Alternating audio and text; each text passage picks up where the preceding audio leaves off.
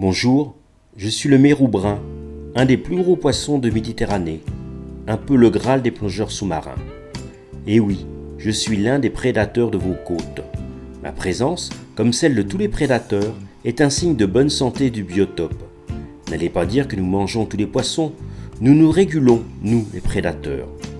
Je mange des céphalopodes, c'est-à-dire des seiches, des poulpes et des calmars. J'adore aussi les crustacés et bien entendu les poissons. Nous sommes trapus, puissants, avec des yeux bien développés. Nos fossettes olfactives sont très sensibles. Nous avons aussi une ligne latérale qui nous permet de sentir les vibrations et les variations de pression. Regardez ma bouche, elle est largement fendue. J'ai plein de petites dents sur les mâchoires et même le palais. Elles sont fines et incurvées afin de maintenir mes proies et les empêcher de fuir. Les premiers chasseurs sous-marins ont bien failli nous exterminer. Heureusement, nous sommes protégés. Dès 1983, notre chasse a été interdite en Corse. En 1993, cette interdiction a été étendue sur les côtes continentales. Le moratoire a été reconduit en 2014 pour une période de 10 ans pour le bonheur des plongeurs et des photographes sous-marins, mais surtout pour l'équilibre naturel. Je mesure 80 cm, mais j'ai des copains qui mesurent plus d'1 mètre et même certains flirtent avec le mètre 50. Nous sommes des hermaphrodites protogynes, c'est-à-dire que nous sommes d'abord des femelles et vers l'âge de 10 ou 15 ans, lorsque nous mesurons dans les 60-70 cm, nous devenons des mâles.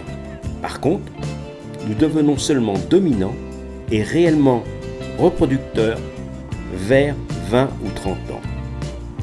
Nous vivons jusqu'à 60 ans. Nous sommes amoureux en plein été, de juillet à septembre. Là, nous nous réunissons dans des zones rocheuses entre 15 et 30 mètres. C'est le moment de bagarre entre les grands mâles.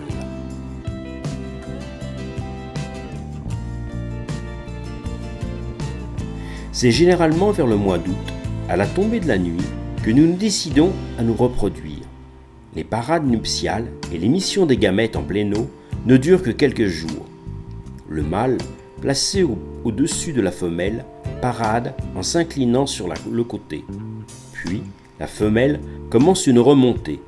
Le couple entame une lente spirale vers le haut, le mâle poursuivant sa parade. Cette parade se réalise plusieurs fois de suite. Lors de la montée finale, jusqu'à quelques mètres en accélération brutale, gamètes mâles et femelles sont libérés en pleine eau. Les œufs fécondés éclosent 40 heures après. Nos larves, par millions, vont dériver au gré des courants. C'est après un mois de dérive que tout doucement la métamorphose va avoir lieu. Les survivants de cette dérive pélagique vont rejoindre le fond. À peine 2 d'entre eux arriveront à l'âge de 4 ou 5 ans, âge où les jeunes femelles atteignent leur maturité sexuelle. Elles mesurent alors entre 40 à 50 cm. Même si à l'état sauvage nous sommes craintifs, dans les zones très fréquentées par les plongeurs, nous nous habituons à leur présence. Et comme vous l'avez remarqué, nous adorons poser pour les photographes. Malheureusement, nous ne faisons pas la différence entre un plongeur et un braconnier. Ces assassins n'ont aucun mérite. Nous ne cherchons même pas à leur échapper. En plus, ces meurtriers viennent nous tirer dans vos réserves, là où nous faisons la joie des plongeurs.